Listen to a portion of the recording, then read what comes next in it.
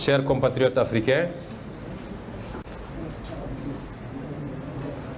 nous réjouissons de pouvoir vous retrouver dans le cadre de ce point de presse qui doit nous permettre d'aborder un certain nombre de thématiques. Vous savez très bien que c'est le premier point de presse que nous animons depuis pas mal de temps.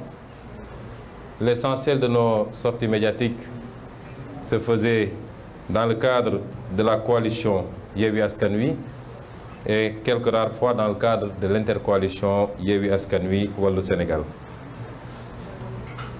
Nous faisons ce point de presse évidemment que nous considérons important pour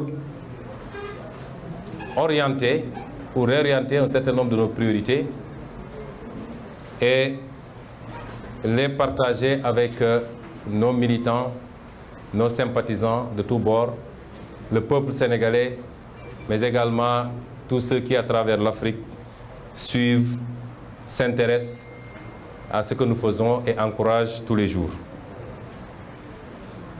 Nous sommes sortis des élections, d'une série d'élections d'ailleurs, élections locales suivies des élections législatives, qui ont consacré plus qu'une percée de l'opposition, une nette victoire de l'opposition malgré les fraudes, malgré les bourrages d'urnes, malgré les manœuvres de l'administration en charge de l'élection et du Conseil constitutionnel pour éliminer des listes. Malgré tout cela, il est unanimement reconnu que l'opposition a nettement et largement gagné ces deux élections. Nous en rendons grâce à Dieu et nous remercions le peuple sénégalais pour cette confiance placée à notre action. Mais il faut savoir avancer dans les deux sens. S'il s'agit d'élections stricto sensu, on a fermé la double page électorale des locales et des législatives. Évidemment, il nous faut gérer les conséquences de ces élections.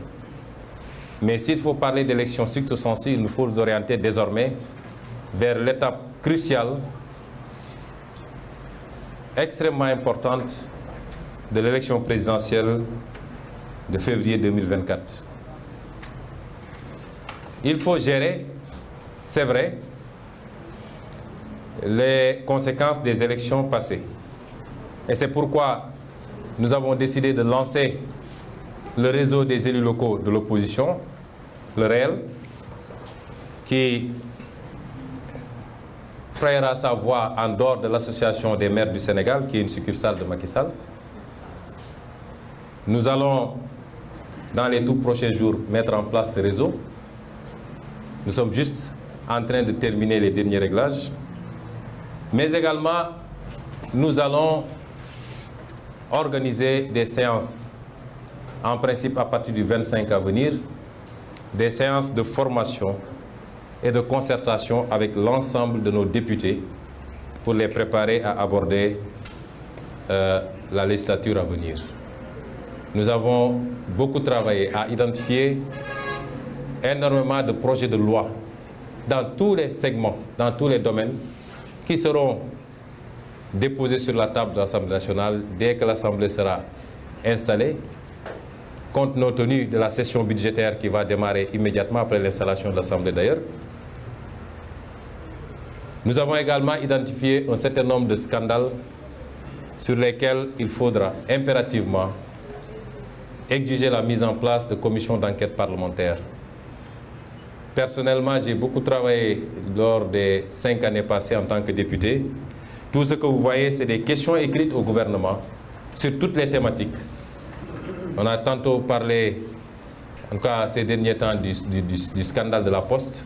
J'ai ici la question écrite que j'avais adressée au gouvernement et les réponses, très insuffisantes d'ailleurs, qui m'ont été adressées. Nous voulons que nos députés continuent ce travail, l'améliorent et nous serons là pour travailler tous les jours avec eux pour que les Sénégalais sachent enfin à quoi peut servir une Assemblée nationale.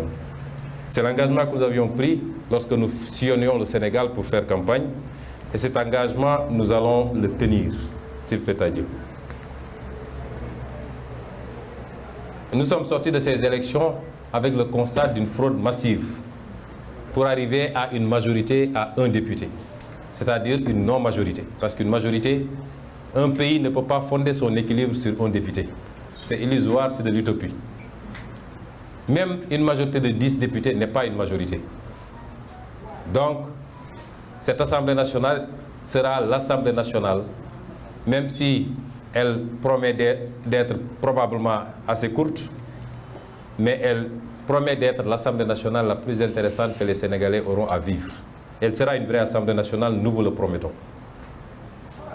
Nous sommes sortis de ces élections en prenant la décision de ne pas introduire un recours devant le Conseil constitutionnel.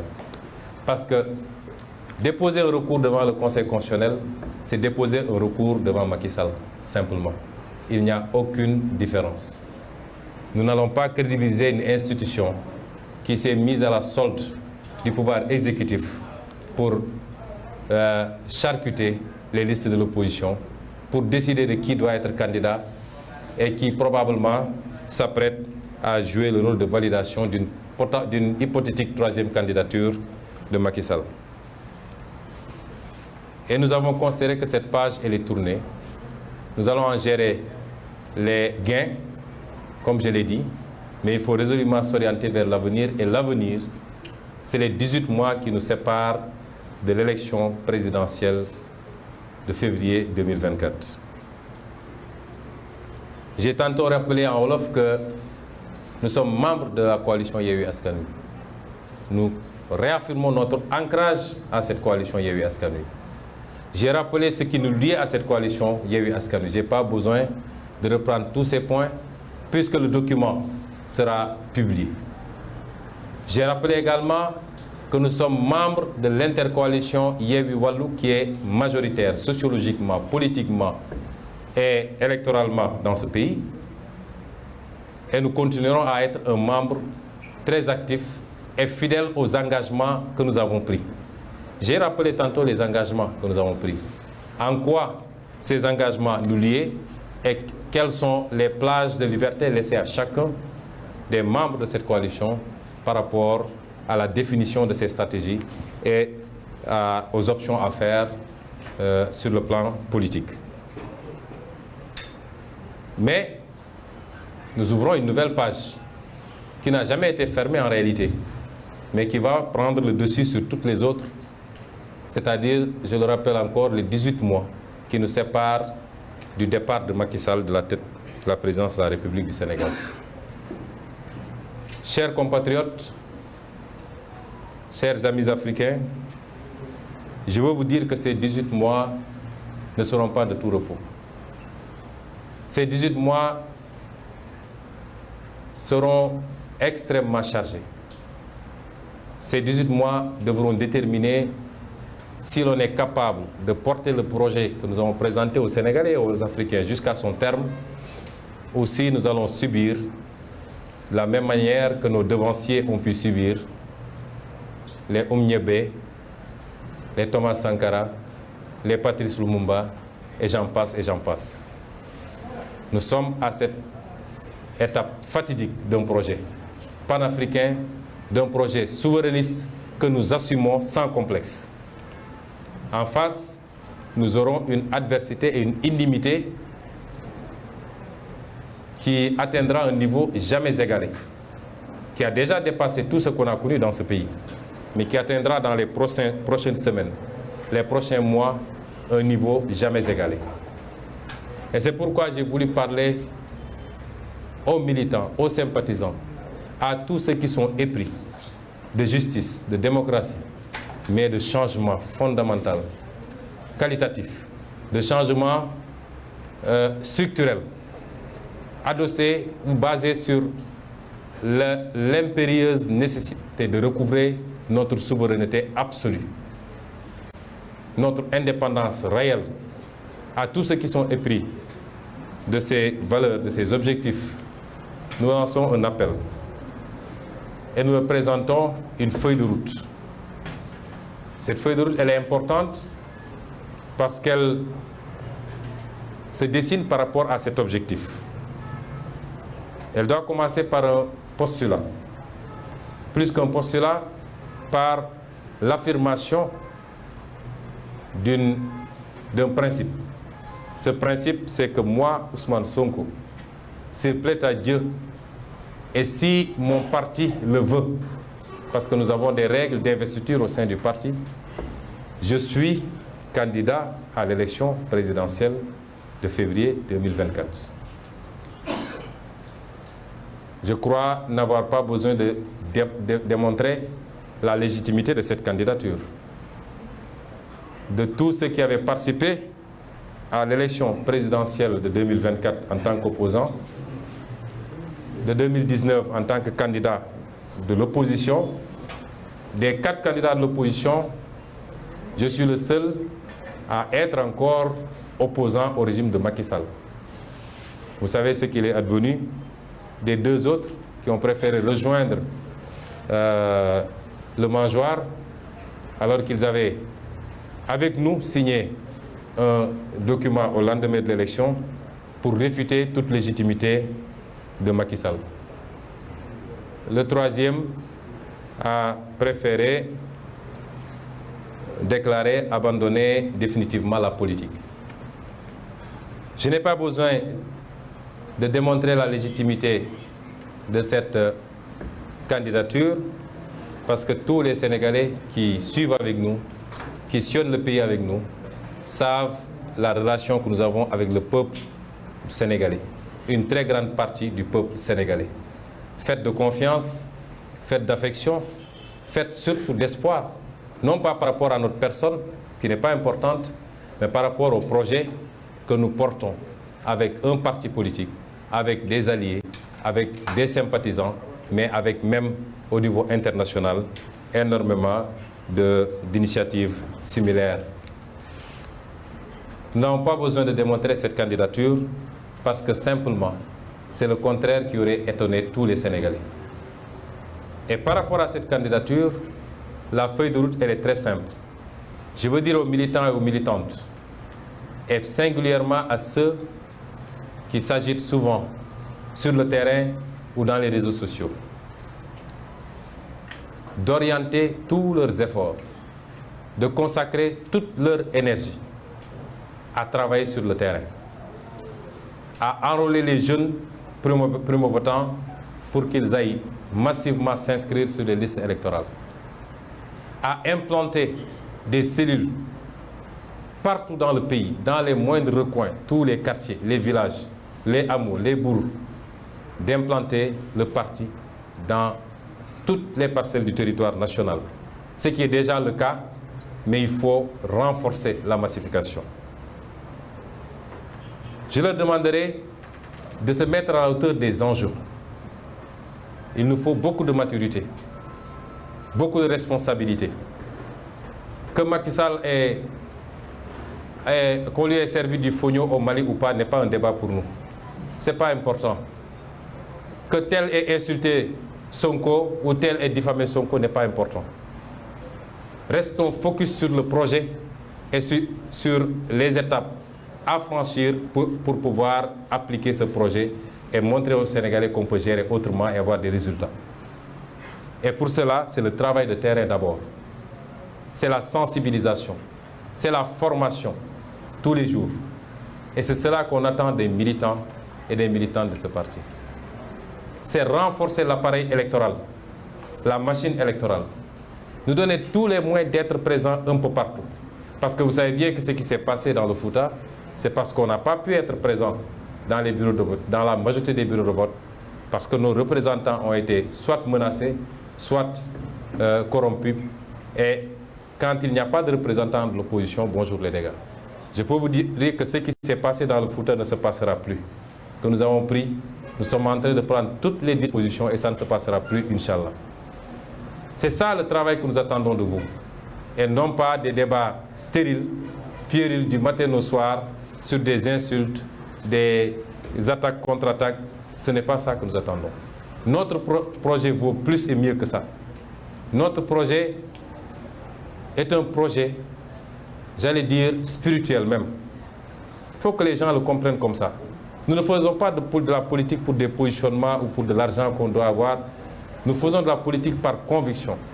Et parce que, en tant que croyants, musulmans, catholiques, religion traditionnelle, nous sommes convaincus que se mettre au service de sa société, se battre pour sa société, se faire insulter pour sa société, se faire emprisonner pour sa société, se faire tuer pour sa société, est un acte d'adoration au même titre que la prière, le jeûne et tout autre acte d'adoration. C'est de cela qu'il est question.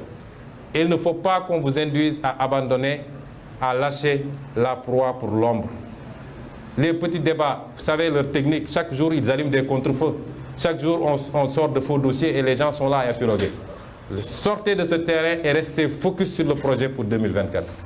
Et au-delà du travail de terrain auquel nous vous appelons, il y a également un travail de vigilance.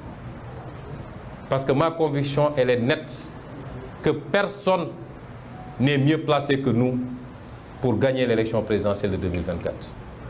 Je ne suis pas un utopiste, je ne suis pas un nombreliste, je suis quelqu'un de très posé sur ces questions. En 2019, quand les gens sont venus me voir pour me dire qu'on va gagner, je leur ai dit que c'est possible. Parce que, comme on dit, les desseins de Dieu sont insondables. Mais si je m'en fie simplement aux aspects factuels et pratiques, je crois qu'il nous faut nous fixer comme objectif de bien figurer, de marquer notre terrain, de montrer que nous sommes une force sur laquelle il faut compter, plus que de penser qu'on va gagner cette élection. Autant j'étais très prudent pour 2019, autant je le dis aujourd'hui. Et je le dis avec toute l'objectivité du monde, il n'y a personne de mieux placé que nous pour gagner l'élection présidentielle de 2024, s'il plaît à Dieu. Et c'est pourquoi il faut qu'on reste focus. Et c'est parce qu'ils en sont convaincus qu'ils ont décidé de mettre un frein à ce projet. Quand je dis il faut comprendre qu'il s'agit de Macky Sall et son régime, mais il faut comprendre également que c'est la France. Ils sont décidés. Mais le plus important, quand vous lisez la prolifération d'articles de médias français, de porte-voix officieux de l'Élysée, la première chose qu'il faut noter, c'est que tous conviennent maintenant qu'Ousmane Sonko peut être est potentiellement le prochain président de la République. Ce qui faisait ricaner il y a quelques mois en arrière. C'est le fruit de votre travail à vous, les militants et les militantes, à vous les sympathisants, à tous les Sénégalais qui nous font confiance. Ce n'est pas le fruit du travail d'Ousmane Sonko. Et c'est pourquoi vous ne devez pas accepter de faire tout ce travail pour rattraper ce qu'on avait perdu, pour effacer les rendez-vous manqués. Et qu'au dernier moment, la France et Macky Sall et son régime décident par des moyens non orthodoxes, par des armes non conventionnelles, de liquider ce projet. Et je puis vous assurer que tous les jours que Dieu fait, leur laboratoire tourne à plein régime, en fabriquant énormément de complots et de projets de complot. En arrêtant Ousmane Diagne et Papito, ce qu'ils recherchaient, c'est d'intimider. Vous qui êtes sur les réseaux sociaux, que vous êtes en train de faire un travail formidable. Je ne vous connais pas. Je ne connais pas le 1 millionième de ceux qui sont sur les réseaux sociaux. Mais je vois le travail que vous êtes en train de faire, qui est salutaire et on vous remercie. Et pourquoi ils vous craignent? C'est parce que eux, ils ont leur presse. Vous avez les réseaux sociaux, beaucoup plus puissants aujourd'hui que la presse. Ils peuvent continuer à soudoyer quelques patrons de presse, leur faire sortir n'importe quelle bassesse contre nous, mais ils n'auront jamais la force des réseaux sociaux. Et c'est pourquoi aujourd'hui, ils ont pris Ousmane Diagne, un père de famille, un brillant intellectuel qui n'a rien fait, Papito, pour des questions d'humour. Et sans que, paraît-il, d'après les avocats, des plaintes aient été déposées par, soi-disant, les quotidiens concernés, le procureur se constitue, lui, partie civile dans une question comme ça, pour arrêter des gens. Ne vous y trompez pas, il pense pouvoir vous intimider. Ils pensent pouvoir frapper un coup de sorte que vous aurez peur de le faire, mais ils n'ont rien compris. Et ce travail va continuer et la mafia Kachikach va même bientôt sortir en quotidien, tous les jours, en quotidien. En prenant un groupe qu'ils appellent farce spéciale, leur objectif, c'est de mettre la pression sur ces jeunes. Pas plus tard qu'hier, un des détenus a appelé mon chef de protocole. Et la semaine passée, c'était un autre détenu qui a appelé Serigne Cheikh Ndioro Mbacké de Touba pour dire que tous les jours, les gens viennent leur mettre la pression, pour leur dire de changer leur version et d'avouer leur lien avec moi, Ousmane Sonko, qui serait derrière, qui leur aurait donné de l'argent, qui aurait financé des activités subversives, ainsi de suite, ainsi de suite. Tous les jours, ils sont dans cette logique de fabrication de preuves, de mensonges pour pouvoir atteindre Ousmane Sonko. Le cas de François Mancabou. Je tiens d'un de ses proches conseillers qu'il lui a révélé avant sa mort les raisons qui ont conduit à sa torture et à sa liquidation, son assassinat tout simplement.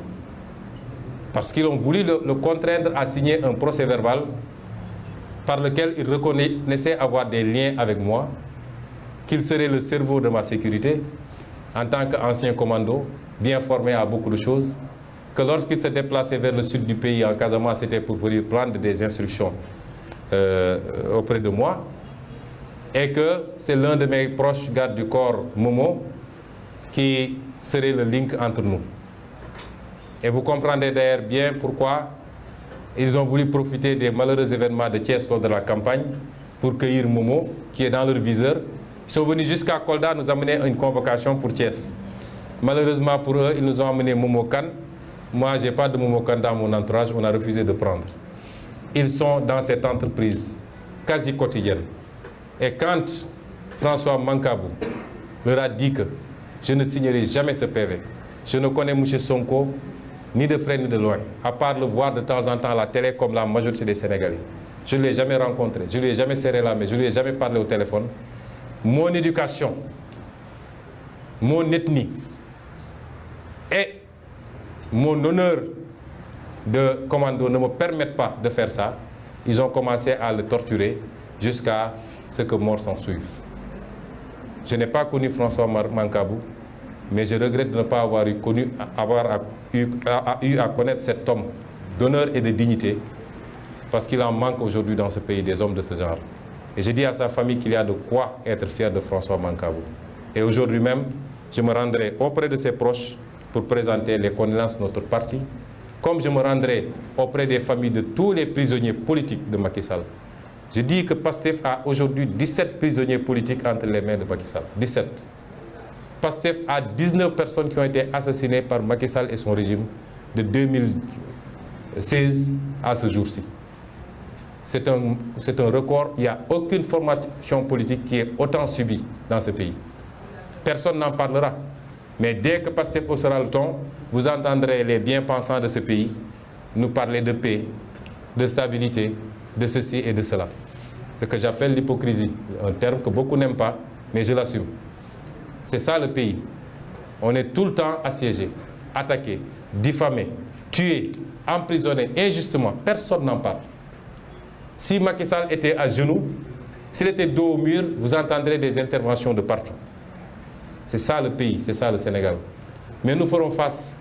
Et c'est pour cela que je dis aux militants, par rapport aux machinations de Macky Sall, terrorisme, dossier terrorisme fabriqué par le procureur, dossier de rébellion, Ousmane Diatta fabriqué par le procureur, 94 milliards, ils sont allés saisir un cabinet français et j'en ai été informé immédiatement. Et ce qui est cocasse, pour des dossiers supposés privés, c'est les services consulaires eux-mêmes qui saisissent maintenant des avocats hors du pays. Parce que simplement, ils savent qu'aucun avocat sérieux, aucun avocat normal dans ce pays ne va s'engouffrer dans des dossiers comme ça. De même que le dossier de viol imaginaire qui n'existe que dans la tête de Macky Sall. Ils se sont tellement menti qu'ils ont fini par croire à leur mensonge. Et c'est ça qui est dramatique dans le mensonge, justement. Et c'est pourquoi avec le soutien de la France. Parce que quand des organes français s'intéressent d'aussi près à la politique sénégalaise, Jeune Afrique, succursale déguisée de la France, Le Monde, France 24, RFI, tous les jours maintenant c'est le Sénégal, c'est du Ousmane Sonko à gauche à droite, dépeint comme un dangereux homme politique qui est contre les intérêts étrangers occidentaux, qui aurait des accointances avec des terroristes de je ne sais où, qui veut brûler le pays. Et vous voyez le dernier article qui a été publié, on me dit que c'est le Monde quotidien. Mais il y avait le Monde diplomatique qui était venu faire son reportage sur la supposée affaire de viol. Mais, qu'on me dise aujourd'hui que tous ces organes s'intéressent à ce que nous faisons, le premier constat, c'est que tous, je l'ai dit tantôt, admettent désormais que nous sommes un présidentiable crédible, sérieux et qui a des chances de passer. Mais la deuxième chose qui est tout aussi importante, et je l'ai dit et redit, la dernière fois j'avais dit à la France de lever son coude de notre cou. Ça a trop duré. Des siècles d'esclavage, des décennies de colonisation et des décennies de néocolonisation. Vous ne voyez ça qu'en Afrique dite francophone. Les pays qui ont été colonisés par les anglophones ne vivent pas ce problème-là. Il est temps que cela cesse. La France doit avoir la dignité de l'Allemagne, qui ne repose sur aucune colonie et qui est la première puissance économique de l'Europe. Elle doit avoir la dignité de la Norvège, du Danemark, de toutes les autres puissances, pays européens.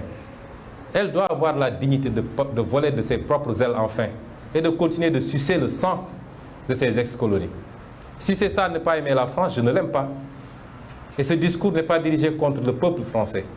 Il est entendu, écouté, mais il est dit surtout par beaucoup d'acteurs politiques, d'intellectuels, d'universitaires en France. Il est dit par une bonne partie du peuple français. Ce n'est pas un antagonisme entre nous et le peuple français, il faut qu'on se comprenne bien. Nous avons initié des contacts très poussés avec une partie de la classe politique française. Nous discutons.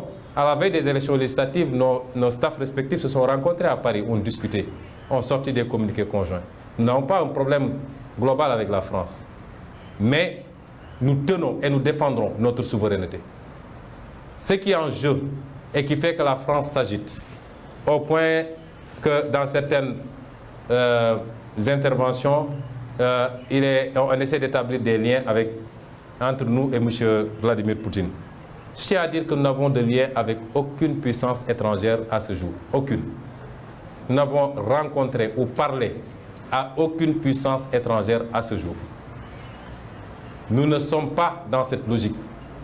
Dans notre entendement, il n'est pas question de casser une domination pour tomber sur une autre domination. Aujourd'hui, il y a des puissances montantes qui interviennent ici au Sénégal et qui ont des pratiques beaucoup plus nocives que les pratiques françaises, qui viennent nous imposer leurs entreprises, jusqu'à la sous-traitance, qui refusent même que des entreprises sénégalaises sous-traitent, qui ne consomment même pas ce qu'on produit au Sénégal. Tout est importé de chez eux. Ces puissances-là sont beaucoup plus nocives dans la forme de coopération que la France même. Dans notre entendement, il ne s'agit pas d'échanger une domination contre une autre. Il s'agit d'assumer une souveraineté totale, absolue, et de collaborer avec tout le monde dans un sens bien compris de gagnant-gagnant. La France sera un partenaire si elle le désire, mais pas dans les conditions actuelles. La Chine, les États-Unis, tout le monde. Je serais heureux de rencontrer M. Vladimir Poutine, parce que je suis un homme libre dans un pays libre. J'irai rencontrer M. Poutine si ça devenait possible. Comme je serais heureux de rencontrer M. Biden, de rencontrer le président Buhari, de rencontrer Ramaphosa et tout autre président de la République. Nous n'avons pas de complexe par rapport à ça. Mais c'est dire simplement que ce système, beaucoup de gens ont beaucoup parlé de la notion de système. On ne l'abandonnera jamais. Parce qu'un système, simplement, la définition la plus simple, c'est l'interaction d'un certain nombre d'éléments par rapport à des objectifs et par rapport à des intérêts. Et le système dont je parle ne s'est jamais senti autant menacé, n'a jamais senti la rupture aussi proche. Et parce que ailleurs en Afrique francophone, et je me permets de féliciter nos frères maliens, de leur dire qu'ils font notre fierté, de les encourager à rester dans ce siège, d'encourager le président Assimi Goïta, parce qu'il n'a pas perdu la face. C'est ceux qui voulaient l'humilier qui aujourd'hui sont obligés d'aller à Bamako manger du fognon. Donc il n'a pas à rougir. Et nous lui disons que nous l'encourageons et qu'il doit continuer à rester très proche de son peuple. Parce qu'en politique, il n'y a que cette réalité. Il faut faire de la politique pour son peuple. Qu'il ne se détourne jamais de cet objectif. Qu'il ne se laisse jamais embrigader dans des discours politiciens où on va lui dire que c'est toi qui es là, tu es le tout-puissant, qu'il reste collé aux intérêts de son peuple. Ils gagneront cette guerre contre la gangrène djihadiste par la grâce de Dieu et par les efforts des Maliens et par les efforts de tous les Africains. Si ce problème n'est pas réglé jusqu'en 2024, nous avons vu que Macky Sall a rapatrié les quelques éléments sénégalais qui étaient là-bas. Puisqu'ils n'étaient pas là-bas en tant que Sénégalais, ils étaient là-bas parce que la France lui avait demandé d'amener des troupes. Mais si ce problème n'est pas réglé jusqu'en 2024, si nous sommes élus président de la République, nous dépêcherons des troupes pour soutenir nos frères maliens et en finir avec cette gangrène. Qu'ils tiennent bon et qu'ils restent dans la dignité qu'on connaît. La dignité qui a été professée dans la charte du Manden, celle qui a été professée dans la déclaration de Thierno Souleymane Baal, document que nous avons tous oublié au profit de la Déclaration universelle des droits de l'homme de la France. Et c'est pourquoi j'appelle les uns et les autres, j'appelle les citoyens, j'appelle les militants et les militantes à être vigilants, à se préparer, parce que le camp d'en face ne lâchera pas. Ils ont fomenté un ensemble de dossiers, parce que leur objectif, ce n'est pas d'emprisonner Ousmane Sonko, parce qu'ils savent qu'Ousmane Sonko, à l'intérieur d'une géole, est beaucoup plus difficile à gérer qu'à l'extérieur. Leur objectif, c'est de trouver un motif de condamnation, ne serait-ce qu'au sursis, dans les 18 mois à venir, pour empêcher la candidature de Ousmane Sonko à l'élection présidentielle de 2024. Est-ce que le peuple l'acceptera? Est-ce que vous, militants et militantes, vous l'accepterez? Est-ce que vous, frères africains, vous l'accepterez? Je ne pense pas que oui. Et c'est pourquoi nous vous demandons de vous tenir prêts à faire face à ces projets de forfaiture. Je terminerai par une question d'actualité. Nous avons beaucoup parlé dernièrement d'un dossier aux conséquences sociales, professionnelles, économiques même incalculables. Il s'agit de la cession partielle de l'hôpital de Dantec et du projet de construire sur une autre partie une nouvelle structure. Nous avons entendu les avis des uns et des autres, ceux qui sont pour et ceux qui sont contre. Ceux qui sont pour se limitent à parler de la nouvelle structure à construire. Le débat entre médecins que j'ai suivi, ça se limite à parler de la nouvelle structure à construire, mais pas des 3 hectares au centre-ville qu'il est question de céder à des privés. Le débat technique, nous ne pouvons pas trop épiloguer là-dessus parce que je ne suis pas médecin. Je disais tantôt, Dr Diop est là et les médecins, ils s'y connaissent mieux que moi. Mais j'ai entendu parler des conséquences qu'il y aurait sur la formation des médecins parce que l'essentiel des médecins parachevaient leur formation dans ces structures hospitalières. J'ai entendu parler des conséquences sur le personnel, particulièrement les contractuels ou les temporaires qui seront en chômage technique. J'ai entendu parler des conséquences sur les malades, puisqu'ils n'ont pas mis en place des mesures d'accompagnement pour que ces malades puissent se soigner correctement ailleurs. Nous avons entendu toutes sortes de conséquences. Nous allons continuer à les examiner et avec le mouvement des médecins du parti, nous y reviendrons un peu plus amplement. Mais je vais vous parler de l'aspect juridique et administratif. J'ai dit tantôt que j'appelle le peuple sénégalais à s'intéresser un peu plus à toutes les problématiques et non pas seulement sectoriellement aux problématiques qui impactent les uns ou les autres. Parce que l'impression que nous avons, nous qui nous battons depuis des années, c'est qu'il y a un mal sénégalais qui consiste à ce que tant que le Sénégalais n'est pas directement et personnellement impacté, il a tendance à suivre les choses de très loin. Et il faut en finir avec ça. Parce que si aujourd'hui, le régime de Macky Sall se livre à ces pratiques aussi facilement, c'est parce qu'il l'a déjà fait et refait. Des gens l'ont dénoncé, mais ça n'a pas eu de suite. Mais si tous les Sénégalais s'étaient levés pour dire attention, non. Ou alors, ça ne me concerne pas directement, mais j'irai marcher, j'irai manifester parce que ce n'est pas bon. Je pense qu'on n'en serait pas là. Aussi bien sur la question de la gestion de nos ressources naturelles, la question du bradage de notre patrimoine immobilier, de nos terres agricoles, de nos ressources halieutiques. Sur toutes ces questions-là, il faut en faire des questions publiques et que tous les Sénégalais se sentent concernés. Je disais tantôt que, en ce qui me concerne moi-même, lorsqu'il y a eu des opérations similaires, j'avais interpellé le gouvernement d'une question écrite en tant que député à l'Assemblée nationale. Au moment où je vous parle, je n'ai pas eu de réponse, sauf pour le terme sud. Et le terme sud, finalement, le projet a été abandonné parce qu'on a fait beaucoup de tollés et l'armée a repris le terrain. Parce qu'il était question de donner à un promoteur immobilier qui devait faire un programme là-bas. Mais pour toutes les autres problématiques que nous avons soulevées, dans cette question écrite par exemple, nous avions soulevé, et elle date de 2020, nous avions soulevé le cas des immeubles cédés. Il y a l'ancienne gare routière Pompier qui a été cédée à des Marocains. Et d'ailleurs, dans la question, je leur avais dit que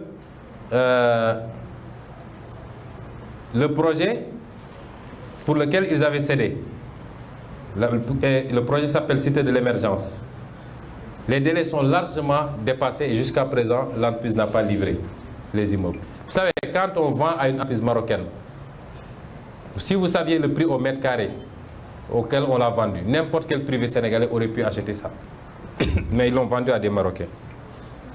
J'avais soulevé le cas également des immeubles de la SICAP qui sont derrière l'Assemblée nationale, qu'ils ont cédé à des politiciens. J'avais parlé des dossiers des immeubles qu'ils ont donnés en bail emphytéotique de 99 ans. Vous savez, quand vous avez un bail emphytéotique, vous pouvez aller hypothéquer l'immeuble, lever des fonds. N'importe quel d'entre vous, journalistes, on vous donne un bail hypothétique, emphytéotique sur un immeuble en plein ville. Vous allez dans une banque, vous levez 3 milliards, vous faites ce que vous voulez avec ce truc, parce que vous avez une garantie d'un foncier de 3 milliards. C'est comme ça qu'on enrichit des gens. Et c'est ça la pratique de Macky Sall. Donc, et j'avais soulevé également ces questions-là en leur disant, l'immeuble Brière de Lise que vous avez donné à Sénéguindia, l'immeuble, le titre foncier 2683 rue Carnot que vous avez donné à Sénégal Hôtel Invest, l'immeuble 5421 que vous avez donné, rue Kléber, que vous avez donné à Sénégal Global Solutions, ainsi de suite. Et j'avais demandé à ce qu'on nous édifie. Parce que j'avais rappelé dans la lettre que l'article 42 de la loi 76-66 du 2 juillet 1976 portant Code du domaine de l'État dispose que lorsqu'il y a du bâti sur un terrain de l'État, cet immeuble ne peut être vendu que sur autorisation de l'Assemblée nationale qui doit voter une loi. Et tout ce qui a été fait, il y a un décret pour les mises les baux qui ont été donnés, il y a un décret simplement du président de la République. Alors qu'en matière immobilière d'État, vous ne pouvez pas donner des baux qui dépassent 50 ans. Ils donnent pour 99 ans. C'est illégal. Et j'avais demandé à ce qu'on me donne, moi j'étais à l'Assemblée nationale, à aucun moment l'Assemblée nationale n'a été saisie et n'a voté une loi.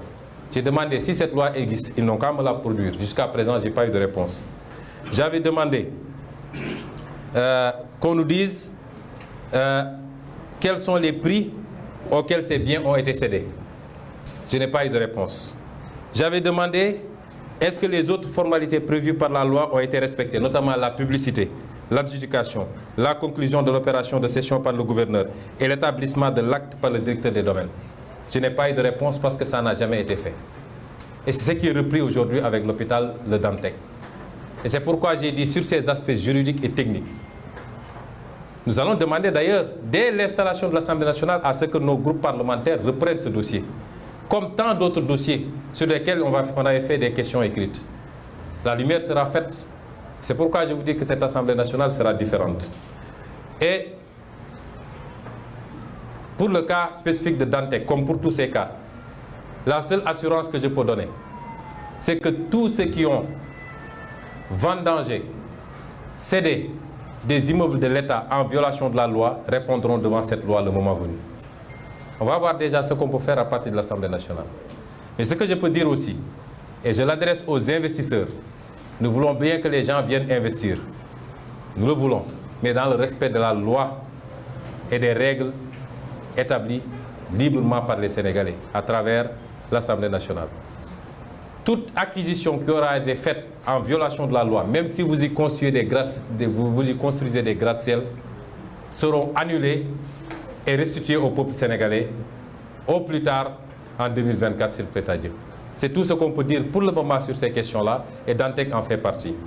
Chers amis, nous avons été longs, mais les thèmes abordés étaient également nombreux, et ce genre d'exercices seront de plus en plus rares. Nous vous remercions d'avoir été patients, de nous avoir écoutés, et éventuellement, s'il y a 2 ou 3 questions, nous sommes prêts à y répondre. Sinon, nous libérons les journalistes. S'il vous plaît, maintenant, si vous avez, on va juste prendre des questions parce que